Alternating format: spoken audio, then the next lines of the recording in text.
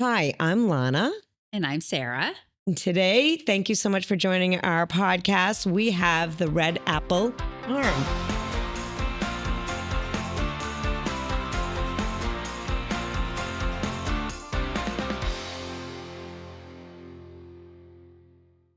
We have the Red Apple Farm here today. And Sara, please introduce our guests. And I can't wait to hear the events they have. Yeah, it's so exciting. So we have Crystal, and Crystal's been with the Red Apple Farm from what Nancy and Al tell me for a very long time, and you're very passionate about it. And Rajali, the events coordinator, is also here with us to tell us some about the amazing things that are happening locally. And I think it's really important to understand how diverse the Red Apple Farm has gotten over the years. So I would love if one of you can give us a little bit of background about that. Definitely the background. Okay. Well, I've been working for the farm for 9 years. And It's been around for 9 years? No, longer than I've been that. working for them for 9 years. Been around since 1914. Yeah, multi-generational family business. We're on the fourth generation right now. Oh, Yep. wow. Al and Nancy Rose. So when I first started working, there was no brew barn. Yes. So the brew barn's been the biggest development we've had over the last 6 years. Every year it's kind of changed a little bit, but I think the way we have it right now is the way it's going to stay. Nice. It's a great family spot. We have live music, restaurant. We have the whole seating outside. Animals right there. So it's definitely a big draw. The brew barn has become, and it's there for it's a there. while. Yeah. So generation after generation, but was it always open to the public? Al's father, Bill, was the generation that turned it into more of a pick your own farm. And that was roughly, I want to say, let's see, Al and Nancy have been there for 20 years.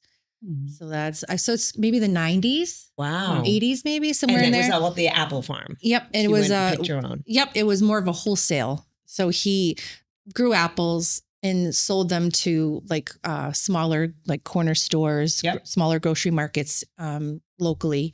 And then you could also just come to the farm and buy apples, but not pick your own. Got it. So they were all just bagged. So they actually ended up destroying some of the orchard to open up areas to have pick your own. No, and to build the barn and all the other things. So, it was just society was kind of changing where people wanted to have more of an experience at farms. So he just kind of changed his, his business plan. His business model, to accommodate that. Yeah. Crystal is so good. I'm so glad that you're the one who ended up speaking on that, you know, and I feel like we should do a whole history of Red Apple Farm. I know. I told Al and Nancy we could have them back and we can talk about the history of the farm in more detail, because I promised them I wouldn't make this painful for you guys. One thing that you brought up, though, that I think is still there is that they're adaptive. They always kind of are willing to mold their business model to bring in the current generation, because it's really important to them to be part of the community. Yeah, so they want the community to come there and share their land and the orchards, but it's even grown. When the brew barn was first built, it was built for more of an event space. Oh, we just did weddings. There was huge wedding venue. And then I remember when the wedding stopped. Why did the wedding stop? We wanted to change our business model. Got it. Rick and Al are, Rick from the Gardner Ale House, Moon Hill, they're friends. And they got to talking, and it's a collaboration with them. Nice. So they just kind of thought of this idea and went with it. And it's so great because when you think of the North Quabbin, it's a space that you can come and there's a different type of restaurant.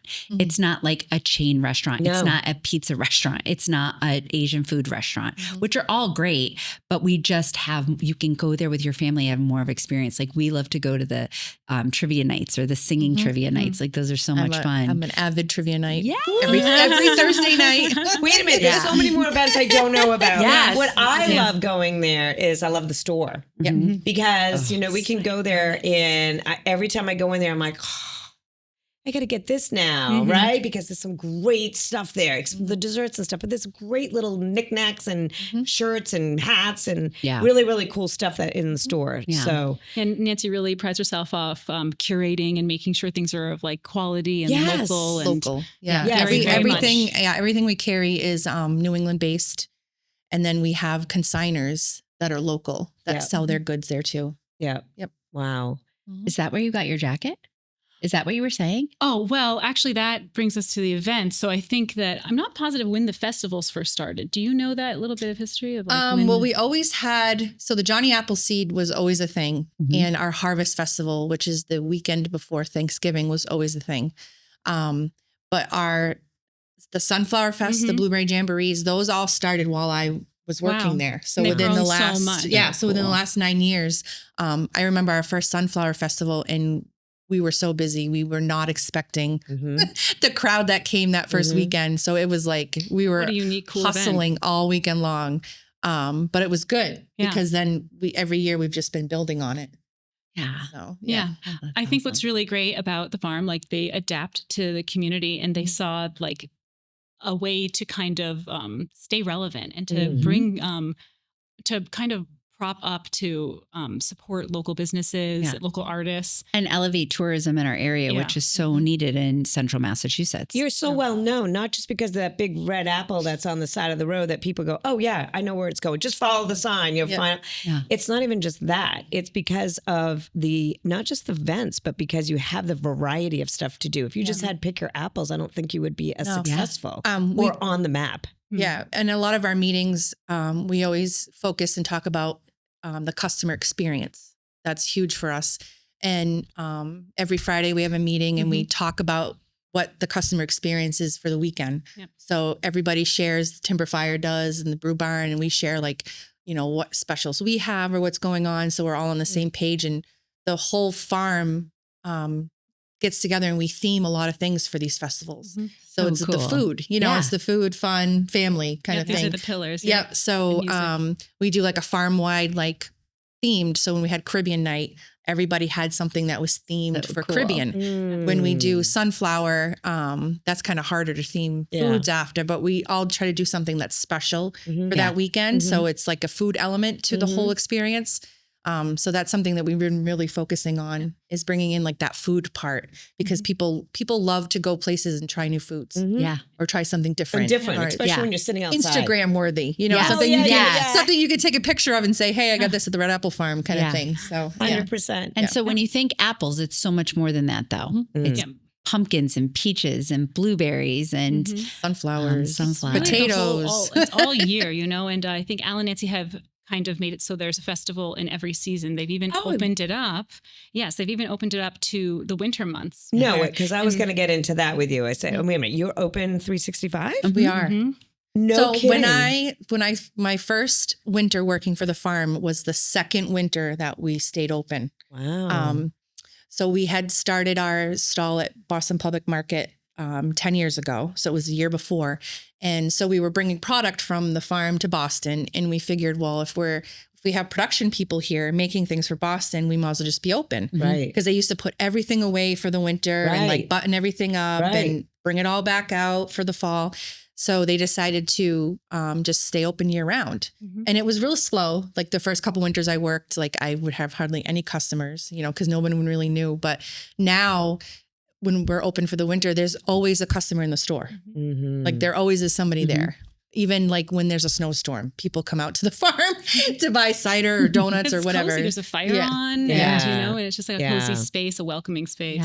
That's actually how I ended up working with the Roses. Like we reached out to them about doing a Renaissance fair, and we kind of made it a little bit before the season and all the festivals began, and then added even a winter one. So tell us about the events. What do we have planned for the fall? So we're coming right into true blue fall. Our fall starts this weekend.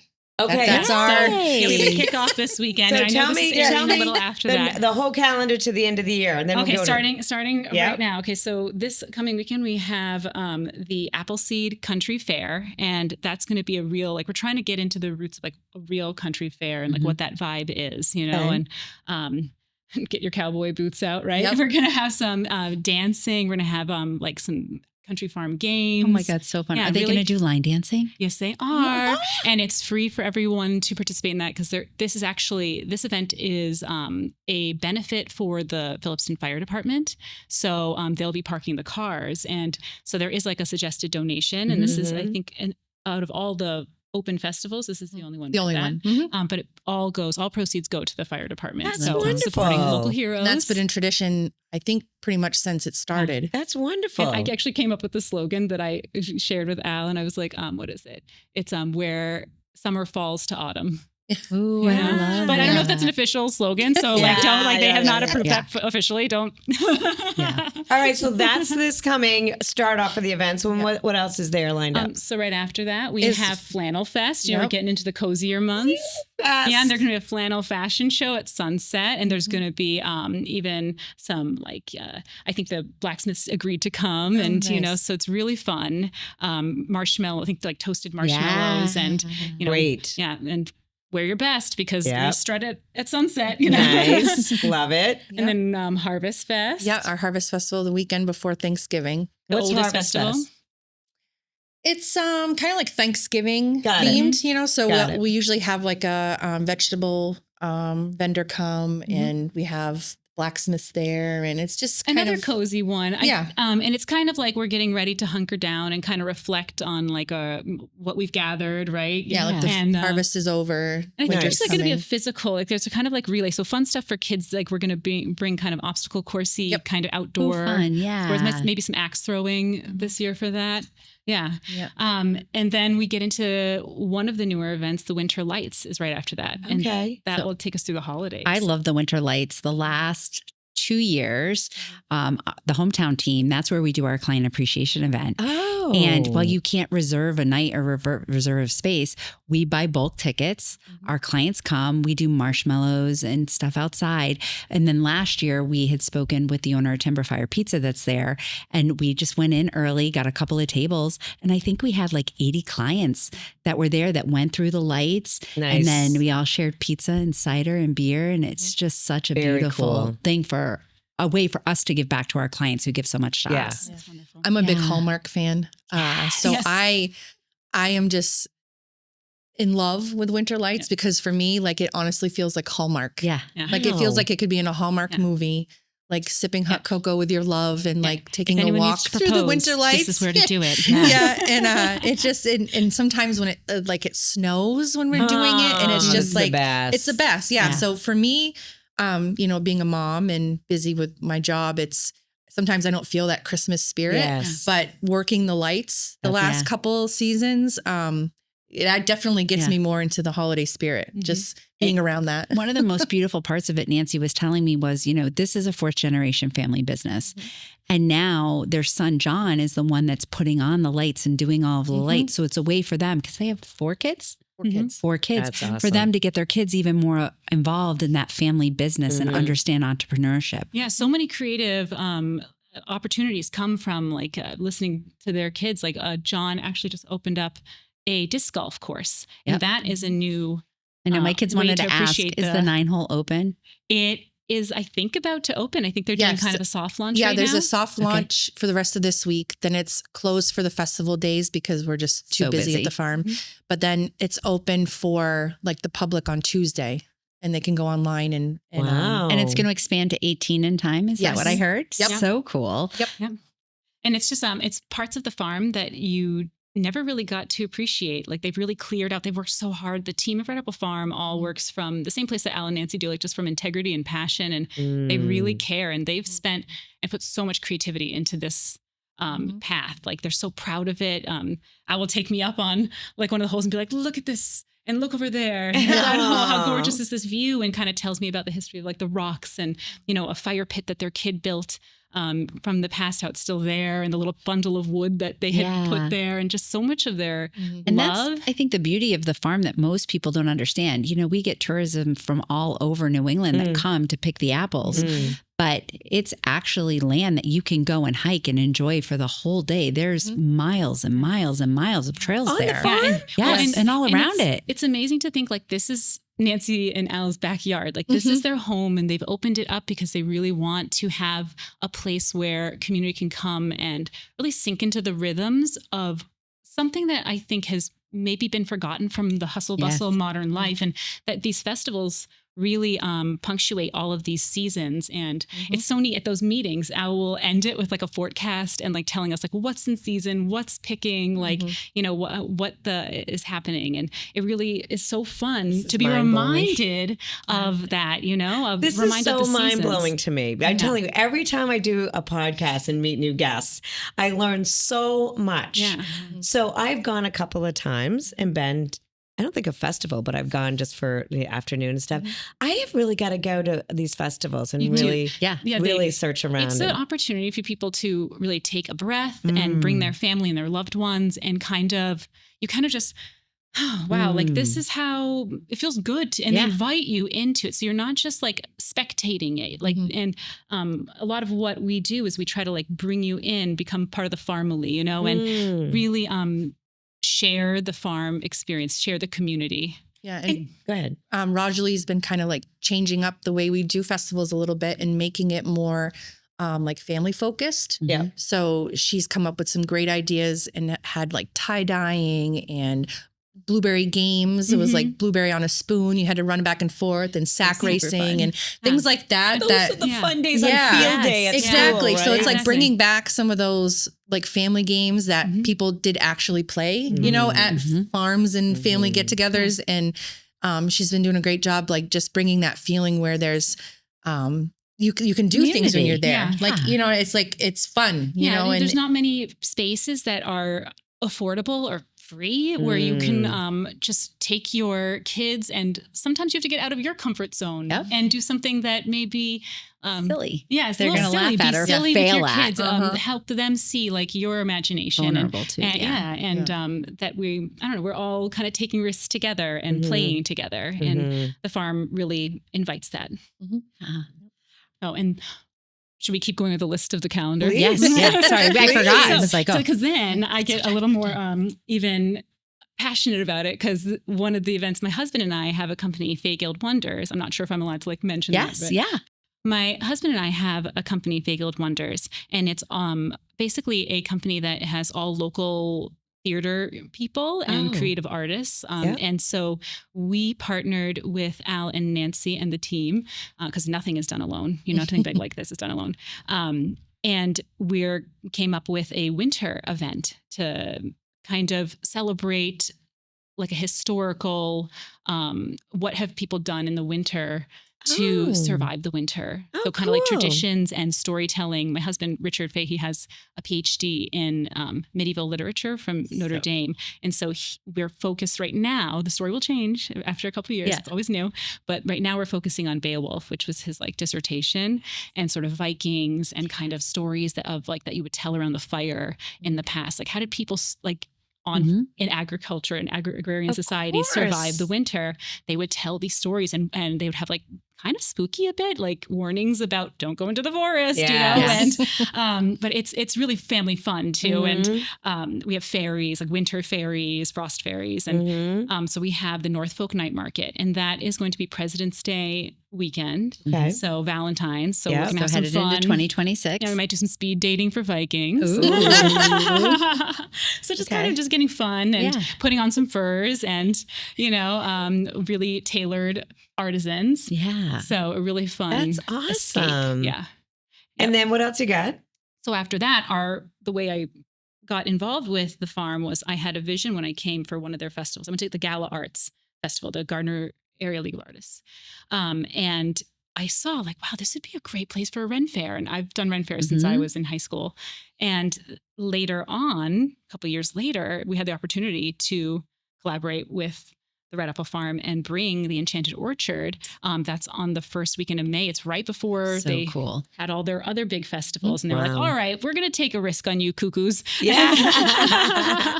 And they did it. And it turned out to be an amazing. Oh, great. It's grown so much. Like it's full of, we had jousting this past year. We had live combat, like different historical live combat. There was over 100 vendors, I believe.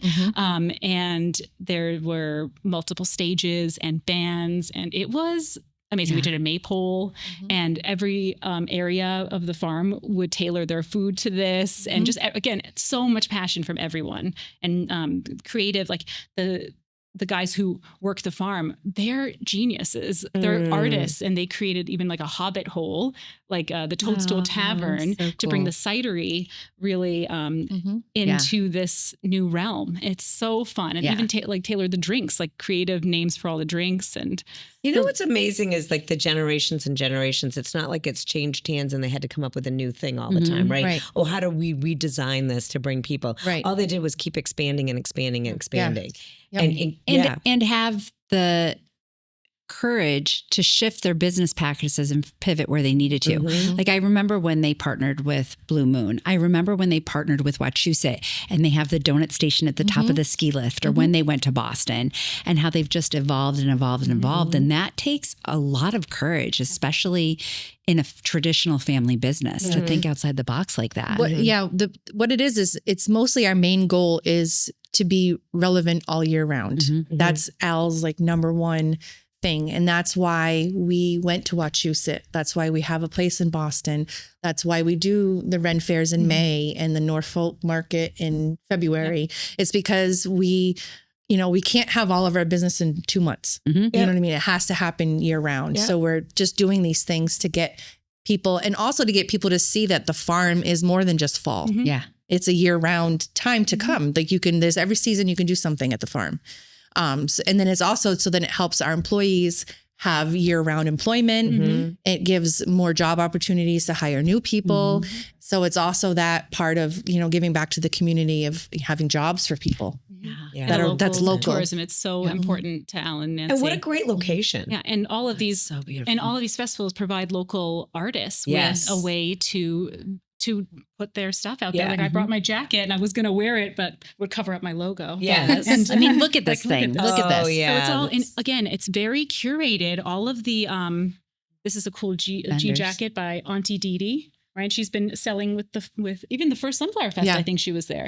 She does like upcycled. Yeah. So all of the vendors are local, or and they hand make their items or upcycle their items. It's really important. We jury every event and kind of theme it to each event so that it's awesome. Yeah. And you have live music there on weekends all the time, or no? And weekdays. And weekdays. Yeah. There's live music at the Brew Barn every night right now. 7 days. 7 days. Have you been to the cidery? Because they touched on the cidery, but that's my like new favorite part. No. The cider garden is like an escape tell me into a about it. fairyland. So around the back side of the farm, over by the ice cream window, there's a little ramp. You walk up and it opens up the back of the farm store. Okay. And it's our cidery. So there's a bar. You can get 8 different flavors of cider. Yep. And then you can actually see through the windows and see our cidery making room. So you can see the big tanks and all that kind of stuff. And you can do flights. Yep. So our flights are gorgeous because all of our ciders are like different colors. Yeah. Oh, it's so nice. They look really pretty on like a board, like a wood board with all the little cups. So you can get flights. You can get charcuterie. We do charcuterie. We make cute little charcuterie. We make them ourselves. Yeah. We use Smith's cheese from Winchington on our boards. But we make charcuterie boards. We have the cider flights. We have... sometimes we do like signature different drinks for like the different like festivals. We'll have a special drink at the cidery. But it's delicious. I love to mix my flavors. So I'll do like pear and strawberry together, or just to get like a new flavor. Of course. So that's what I'm into. But and they even now have some non-alcoholic cider, so you can go there with your kid, and then like you can drink these things right in this gorgeous cider garden. It's beautiful. Yeah, it's like trees, a little pond. There's swings. I think I need to have a tour though, because I feel like when I go there, video tour. I literally just drive my car and past the cidery, and you gotta I go. just see, one spot, the store and the barn, and that's it. And again, it's all about like family too. Like you can bring your kids. There's different areas that have like sand boxes and different toys, and you can just sit there and take a deep breath and like just watch your kids play. Yeah. And, Yes. you know, there's chickens running around. Like for you need to go there, open your All Trails map and Yes. just hike and then And we can stay just for dinner. hike. Yeah. Yes. I gotta do this. This Yeah. is amazing. Yeah. I'm such a hiker. Yeah. Oh wow. I'm so excited for this. Yeah. Wow, this is much more.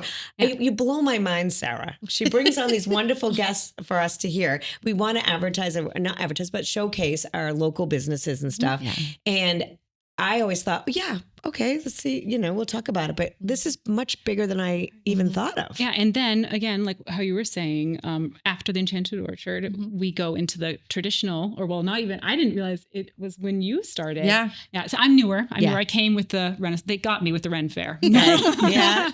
You stuck it out and stayed. I was like, wow, I really love this place. Everyone is so genuine and works so hard. And, Al and Nancy are the type of bosses that they'll get down into the dirt with Yes. you. They're, and I really admire them. So I was like, I want to work here, But you were bringing up something that. So, just really, it's really important that like families come and recognize that, where does our food come from? Mhm. What's the cycle? Like, and these are kind of, I feel everyone has that Lost. rhythm in Yeah. them, like, and we silence it or something. Mhm. But we as humans would come together, and that's how the Ren Fair even is celebrating that, like coming together. Humans came together during these harvest times, during these planting times, during, these different punctuated agricultural times. And these festivals really Celebrate that. Yeah. And so their traditional ones start right after the Enchanted Orchard is the Blueberry Jamboree. They have the Summer Strings as well before that, but the Blueberry Jamboree, and that's the picnic game kind of. Yeah. Yeah. And come pick tons of, there's still blueberries. There's still blueberries. Yeah. Oh yeah. Yeah. We have three going. different varieties. Mhm. We have an early season, middle season, and late season. Mhm. Oh, so I can So still go pick. You can still go pick. Mhm. Yeah, please But do. then there's raspberries and Yeah. peaches Yes. and so many varieties of apples that peaches I've still like going never right heard now? of. Yep, peaches are still going. Yeah. We might be opening them next weekend for pick your own.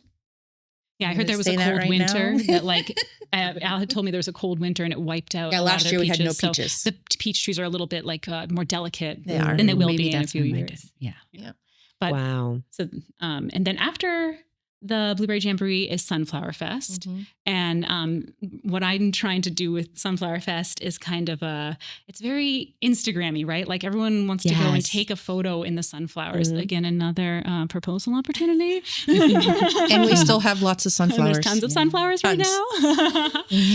And I'm very flower Spend a power. whole weekend there with different things to do. That's Seriously. the beauty of it. You can Right. go back all year long and have constant things to do. Right. It doesn't have to be just come pick your fall apples. Right. You Yeah. know, which is what Right. I love for our community. Yes. Mhm. Yes. And they always have their the hay rides going. And for Sunflower Fest, we had the Bohemian space where you could also take photos and sit and relax with lots of like sari fabrics. And it was really fun. Yeah, it was cool. tie-dye, flower power. Yep. more art stuff that I have a challenge with. It's okay. We're going to get you, both of us, we're going to get out of our comfort zone. Next thing, we're going to have a podcast with all of our art. And that's how you make the memories, though, right? Right, It's when yes. you do those things that make you slightly 100%. Like, oh uncomfortable, but yeah, you're this fun. is the shirt I made Yeah. at the Sunflower Festival at the Yes. farm. Yeah, I think yeah. So things you like just that. gave me an idea of something to do for this long weekend Yeah. because I'm thinking, what am I going to do? And I'm thinking, now there's so much I could do, and it probably will end up being a full day. Yeah, That's what I always tell people. When sometimes I work like events in Boston, like we set up and I sell things, and I like to talk to people in Boston about the farm. And I say, you literally can spend an entire day there because there's so much to do. And there's so many different spaces you can sit in for a little bit and experience something. And then, you can sit in the cidery for a while and then go up to the brew bar and hear some music and then go to Timber Fire and have a pizza and then go to the store to go shopping. So it's, you can go for a walk around the orchard's always open to walk around, so you can literally spend an entire day and not be bored. It's a great place to make memories. It's a great place to take any holiday card pictures you need. Yep. That's a great idea. You're right. Like location wise, propose. You just gave Senior a family So many day kids do out. senior photos at the Yes. farm. Yeah, my kids do I look senior through the photos and yearbooks prom and I'm like, photos. apple farm, apple farm, Yep. apple farm, apple farm. all my kids did their prom photos there. Yep. Yeah. So did That mine. is such a great idea. Lots of things to think about. Yep. Woo! Sarah, what else you got with these lovely ladies? I'm going to put them on the spot. I want to Okay. know what your favorite type of apple is that you grow on the farm. Man. So pre-Red Apple Farm, I thought there was only like 4 different kinds of apples. Yes. Now I know that there's over 50 that we have, and then Whoa. many more out there in the world, because now people are doing hybrid apples. Yes. So that opens up a whole nother thing. But we are known for our heirloom apples. We have some varieties that you really can't find. Like Lodi is one of them, and Yellow Transparents. Oh, so cool. We have people that drive from like New Jersey and Connecticut to pick up a bushel of those apples because they can't find them anywhere. So that's really cool. So over the 9 years, I've tasted every single apple that we have. Yes. My You're favorite, like an apple connoisseur. I am. I can tell what they are by just looking at them. Goodness. So do a wine tasting. I mean, not a wine tasting, but an apple tasting. Yeah, that would be So cool. what's your favorite? So my favorite's Ginger Golds. Okay. And they're just opening up this weekend for picking. So I'm going to be going down on Friday and getting my bag before the public can. But those are my ultimate favorite. Wow. Now Fully you just purred. gave me an idea for one of the events. We're going to do like a Red Apple Farm, like put Al, you, a couple of the key older, and then you blindfold you guys and That's see a if you great- can identify the apple. by Al the would taste. win. Al would idea. win. Al would have that down, hook, line, and sinker. See? What's your favorite apple? Okay, well, I am newer to the apples, but I'm learning a lot every time we go to a meeting. But traditionally, I'm a Honeycrisp lady so far, but we'll have to stay tuned till part 2 for next year's podcast that we do. Yes. Yeah. Honeycrisp is probably one of the most popular with people. Yeah. Like we get phone calls off the hook. Are your Honeycrisp apples yet? Are they ready? And they pick them, I feel like they only got popular like 5 years ago. Yeah. And now Yes. Very everyone trendy. wants them. Yes. Very trendy apple. Yes. Yeah. But they're sweet and they're like a Crispy. good I hearty love crisp crispy. starter. Do you? So you're starting to get them just now, and you're We've had apples since the beginning of August. wow. Yeah, we have Vista Bellas is actually our first apple that always comes out in the beginning of August. Wow. And we've had probably about 10 varieties since then. And it's neat to hear Al talk about it because it's almost like they have personalities. Like he's like, oh, well, Vistabellas are here, and they're the earliest ones, so they ripen super fast and they can get soft really fast. Like he understands them as if they're like they are his babies. Right. If someone breaks a branch, he's like, oh, my babies. He knows them as personalities. Right. It's really And neat. then he'll be like, well, ginger golds need a few more days before we can pick them. Like everything is Yes, very he knows. precise. Yeah. So yeah, we're opening our ginger golds this weekend. And when you say we're opening them, that means the public can. Yes. Okay. Yeah. So what I'm we gonna do have to is, try one of those we then. send the orchard guys go out first and they'll go through them and pick some for the store. Yeah. And then once that's done, then we open that section for pick your own. So 50. yes, 50. Yeah. So usually the end of September is when we call them the big 3. It's the Cortlands, the Macs, and the McCowans. Those are the ones that everybody wants. So that we call them the big 3. So we're like, okay, this is the weekend. We have the big 3 and we know we're going to be busy because that's what everybody wants.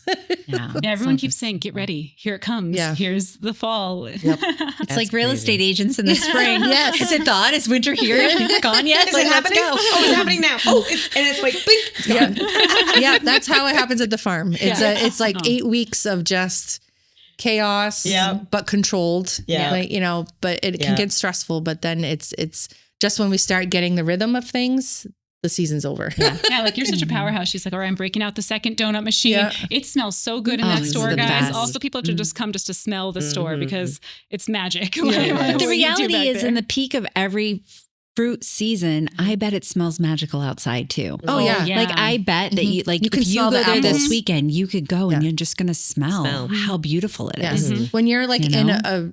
in one of the orchards with trees or something, you can smell the apples. Like, and just on the tree, you can smell them. Yeah. Yeah. And the it's timber cool. fire pizza isn't bad to smell either. Yes, I'm that's not not gonna bad to lie. smell either. They make really good pizzas. Yes, I've they had their do. Pizza. Yes. Oh, all right. Yep.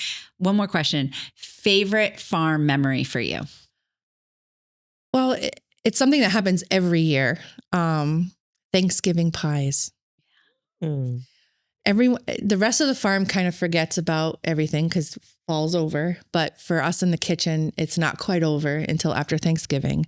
Our Thanksgiving pie situation gets out of control, but it's also really cool to see all the pre-orders ready to go, and it takes up our entire kitchen, and then we have to set up tables and hallways and tables and spaces and it's, I think I feel like most accomplished when that's done because I'm like, wow, look at everything that we did. And to think of how many people are eating the pies for Thanksgiving is really, it's really cool. I think that's really probably cool. like my favorite part is Thanksgiving. Yeah, you're part of their holiday. Yeah. And then the fall is like off of my shoulders too. Yeah. So it's like I can just focus on like Thanksgiving pies and making sure that that's all set. And I think that's probably like my most exciting time that I like every year.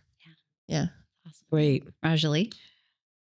Mine, of course, is a very Enchanted Orchard focused one, just because I never had anyone trust me the way that Al and Nancy did in that creative space, like you said. And I just remember driving into the farm when vendors were setting up for Enchanted Orchard. I wasn't the event manager at that point. And just being in awe of the fact that like all of this was built through trust and through like all these people coming together. And I remember looking out when we were at like the top near one of the stages, it's just the entire orchestra, the entire symphony coming together of this event and seeing like there's not really an orchestra. No, I know. No, I know. There's lots of cool bands though. But just like the tractor troll ride coming by, and we had so many craft days where Nancy and I think you were involved. Were you involved in making the bunting? Well, Nancy had made this thing that we termed ugly bunting, and we like stayed up and like she made all of this like torn up bunting for the tractor troll rides, and then seeing like Sam, one of the guys who works there for a long time, he's like been there a while too, wearing his vest and some like horns or something, and everyone's it was just so fun. They're and passionate whimsical about it, and it was like your passion project. And to see how everyone kind of blended together to make it come true. That's so awesome. Yeah. We all have a lot of fun with the Ren fairs. We all dress up. Yeah, it's really fun. It's a creative space, you know, pushing boundaries, always staying relevant. You know, it's really a wonderful farm. Yeah, it sounds it's like a true family. Farmily. That's what it was. That's our ward. We have a big sign right at our like manager's kiosk desk area that's wooden and it says Farmily. Yeah, and they invite you in, you know, you can be part of the Farmily, like you can be part of these big moments. It's awesome. Yeah. I love it. That's awesome. Thank you so much, ladies. I learned so much about the place. I can't wait to go there now. We want to thank you, Sara and I, for watching. Please subscribe. We're having a little contest. We are going to be putting that out to you, hoping that you can help us come up with a new name for our podcast. As you know, Sarah's a new co-host now, so I'm super excited. And so we will be putting that out there and hope to get some ideas from you. You can reach me, Lana, Copslet, Coldwell Banker in Leominster. How can they find you, ladies? My email is just Crystal, CRYSTAL, @redapple.farm.com. Okay. And I'm events@redapple.farm.com. And redapple.farm.com is a great resource. Yep. There's a contact us link on there too on our website. And you're always on Facebook with your events and things like that. Yeah, Facebook is constantly updated, and every event has an event page on Facebook to follow. So nice. There's even some fun videos where Al will give you some lessons on things. Like he did a blueberry one recently. Pretty cool. Yeah, I wanted to do a whole series. That's great. They're open 7 days a week. Yeah. Or the store is open 7 days a week, 9 a.m. to 8 now. The brew barn has different hours. They're open for dinner every night. Lunch is Thursday through Sunday. Nice. And then they're doing breakfast sandwiches now on Saturday and Sundays for the fall season. Nice. Oh, that's great. And you can find me at the Hometown Team with Real Broker in Athol, serving all of the North Quabbin. Great.